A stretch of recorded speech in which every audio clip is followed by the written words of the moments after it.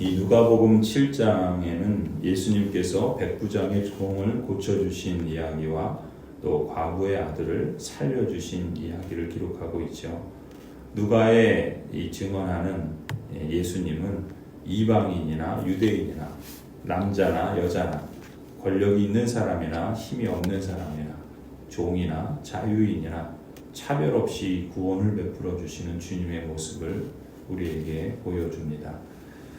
백부장의 종을 고치시는 이야기를 보면은 누가는 이 백부장에게 주목하는 이유가 무엇인가라는 것을 먼저 묻게 됩니다. 백부장은 당시에 로마 군대의 장교입니다. 로마 군대는 점령군이죠. 말하자면 유대 사회를 지배하고 압제하는 정복자의 모습이라 할 수 있습니다. 그러한 백부장이 당연히 이 사회에서는 지위를 갖고 있고 권력을 쥔 사람이라고 할 수 있죠. 그런데 3절에 보면은 그런 백부장이 예수님의 소문을 듣고서 유대 장로들을 그 식민 치하에 있는 사람들의 그 지도자들을 예수님께로 보내어서 와서 자기 종을 낫게 해달라 그렇게 요구를 합니다. 4절에 보면은 유대 장로들이 그 백부장의 명령을 따라서 요구를 따라서 예수님께 가서 탄원을 합니다. 그런데 탄원하는 것이 억지로 마지못해서 하는 게 아니라 오히려 간곡히 또 자원해서 하는 것처럼 그런 모습을 보여주죠. 더 나아가서 그 명령을 내리고 요구하는 그 점령군의 이 장교인 백부장을 소개하는데 그 말을 보면은 이 로마 장교에 대한 그리고 그가 그 장로들을 보낸 것이 권력에 의해서 어쩔 수 없이 마지못해서 그 권력에 그렇게 압제를 당하는 모습으로 간 것이 아니다라는 것을 쉽게 발견할 수 있죠.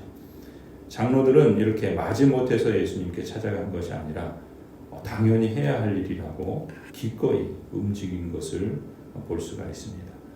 사실 당시의 정치적인 상황으로 보자면 유대인들의 입방아에 오르기만 해도 사실 그렇게 좋은 일은 아니죠. 그런데 오히려 이 백부장, 이 로마의 장교는 유대인들에게 그렇게 멸시나 아니면 조롱을 뒤에서 받는 것이 아니라 유대인들에게 존경을 받는 그런 사람으로 소개되고 있습니다. 왜 그런가? 누가는 그 점을 주목합니다.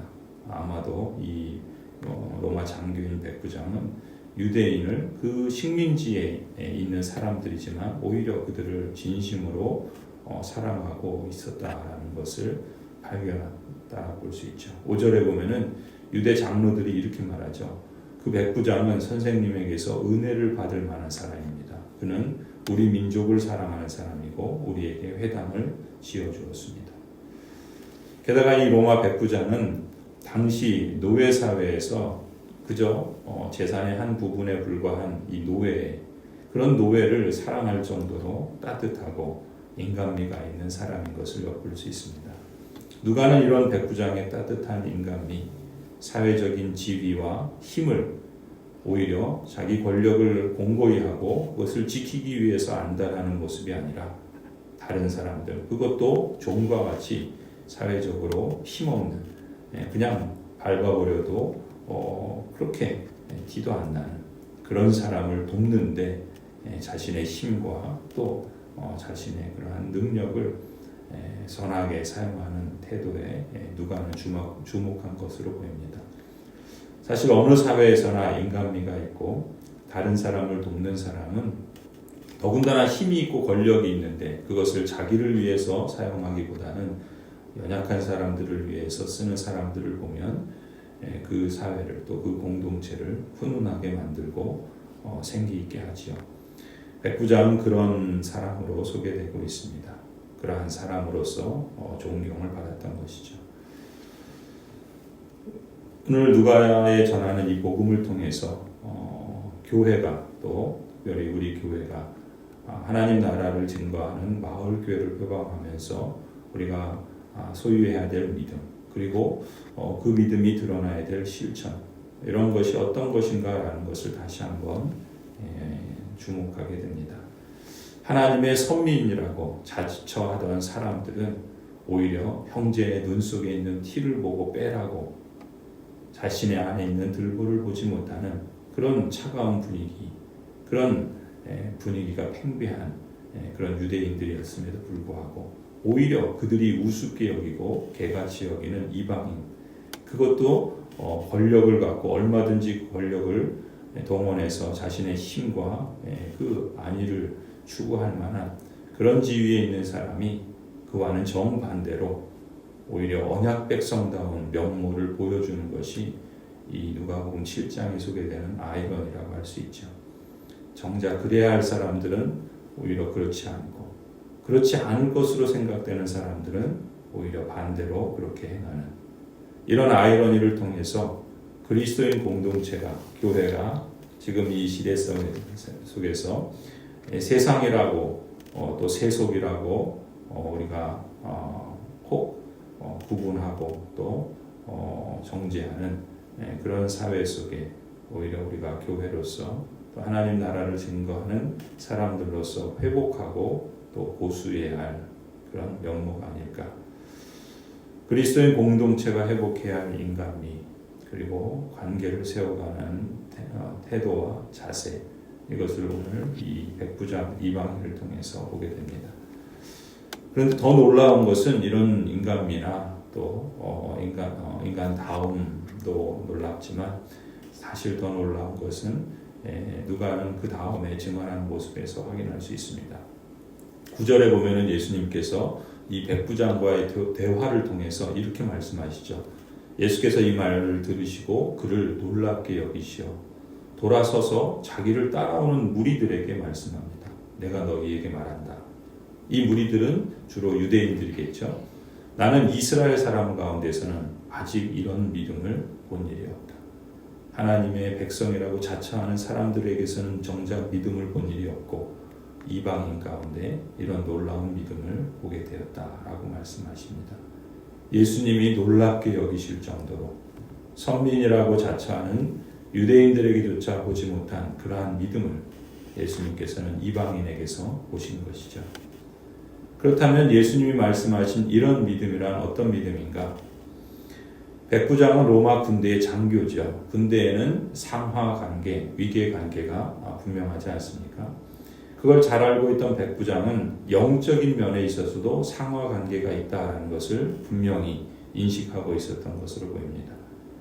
그것은 권위 아래에 있는 자신이 그 수와 사람들을 복종케 할 수 있다면 하물며 신적인 권세를 가진 예수님께서 그럴 정도로 못하실 일이 있겠는가, 그것을 인식한 것이죠.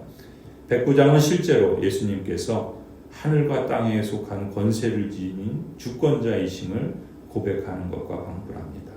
이러한 인식을 가졌고 그동안 자기가 쥐고 있던 힘과 권세를 진정한 권세자이신 예수님께 철저히 복종하는 것이죠. 예수님께서 진짜 주님이고 진짜 권세자이심을 이 로마 장교의 백부장이 받아들이고 그렇게 따랐던 것입니다. 이것이 바로 백부장이 보인 이런 믿음인 것이죠.